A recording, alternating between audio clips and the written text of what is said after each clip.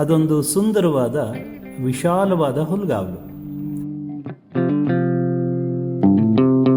ಅಲ್ಲಿ ನಾನಾ ವಿಧದ ಪ್ರಾಣಿ, ಪಕ್ಷಿ, ಕ್ರಿಮಿ, ಕೀಟಗಳು ವಾಸವಾಗಿತ್ತು. ಒಂದು ದಿನ ಅಲ್ಲಿ ಒಂದು ಕತ್ತೆ ಹುಲ್ಲು ಮೇಯ್ತಿತ್ತು. ಅದೇ ದಾರಿಯಲ್ಲಿ ಬರುತ್ತಿದ್ದ ಹುಲಿಯೊಂದು ಕತ್ತೆಗೆ ಹೇಳುತ್ತೆ, ಹುಲ್ಲು ಎಷ್ಟೊಂದು ಹಸಿರಾಗಿದೆ ಅಂತ.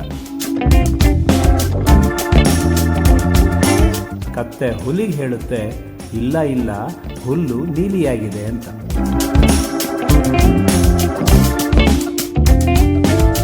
ಹುಲಿ ಮತ್ತೆ ಹೇಳುತ್ತೆ, ಇಲ್ಲ, ಹುಲ್ಲು ಹಸಿರು.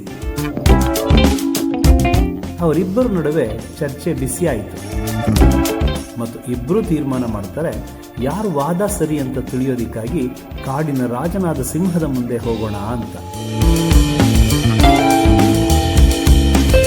ಸಿಂಹದ ಮುಂದೆ ಬಂದ ಕೂಡಲೇ ಕತ್ತೆ ಕೂಗುತ್ತೆ, ಮಹಾಸ್ವಾಮಿ, ಹುಲ್ಲು ನೀಲಿ ಬಣ್ಣಕ್ಕಿದೆ ಅನ್ನೋದು ಸರಿ ಹೌದಲ್ವೇ?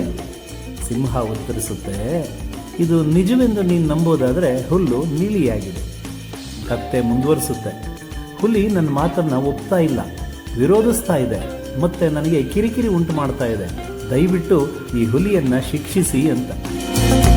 ರಾಜನಾದ ಸಿಂಹ ಘೋಷಣೆ ಮಾಡುತ್ತೆ, ಹುಲಿ ಇನ್ನು ಮುಂದೆ 5 ವರ್ಷಗಳ ಕಾಲ ಮೌನದಿಂದ ಇರಬೇಕು ಎನ್ನುವಂತಹ ಶಿಕ್ಷೆಯನ್ನ ನೀಡ್ತಾ ಇದ್ದೀನಿ ಅಂತ.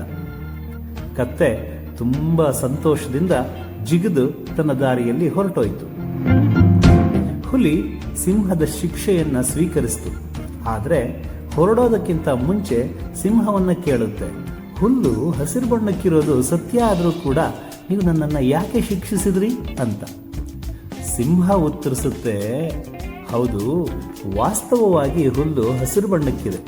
ಮತ್ತೆ ಹುಲಿ ಕೇಳುತ್ತೆ, ಹಾಗಾದರೆ ನೀವು ನನ್ನನ್ನು ಶಿಕ್ಷಿಸಿದ್ದಾದರೂ ಯಾಕೆ?